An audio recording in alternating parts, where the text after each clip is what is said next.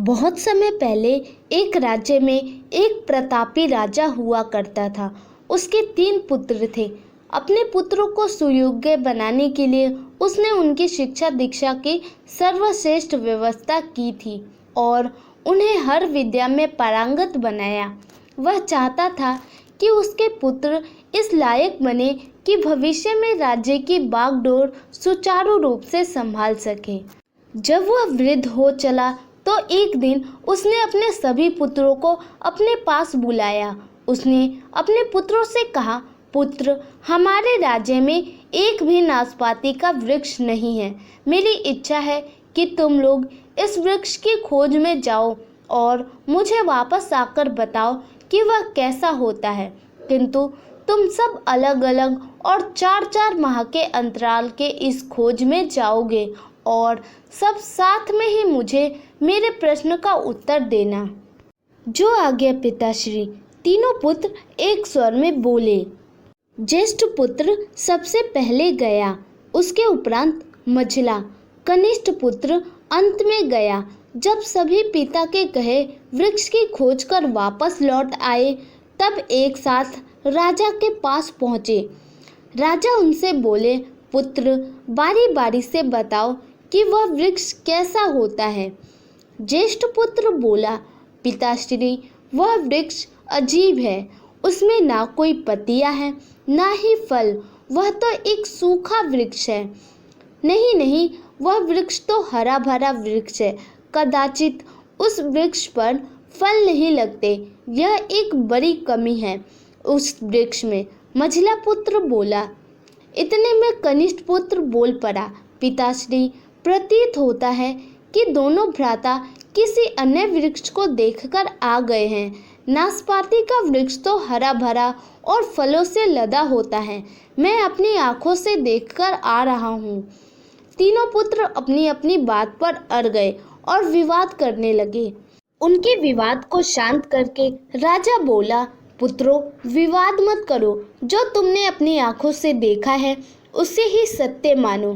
तुमने जो देखा है वास्तव में वही सत्य है।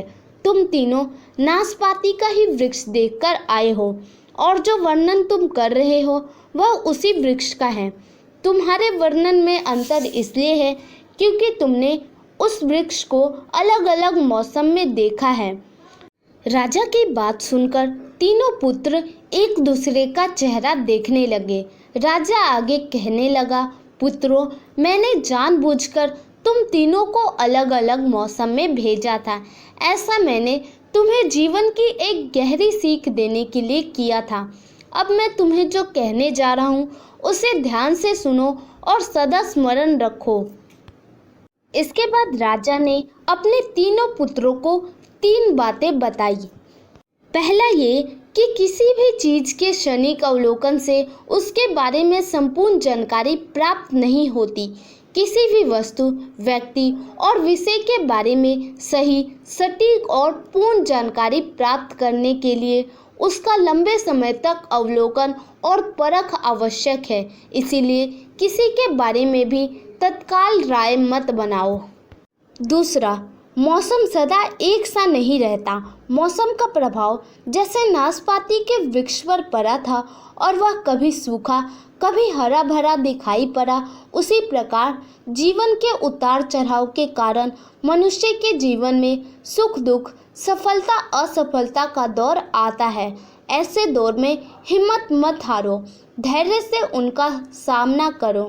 मौसम की तरह बुरा समय भी चला जाएगा और सुख का समय अवश्य आएगा। तीसरा, किसी भी विषय में दूसरे का मत अच्छी तरह जाने बिना अनावश्यक विवाद में मत पड़ो।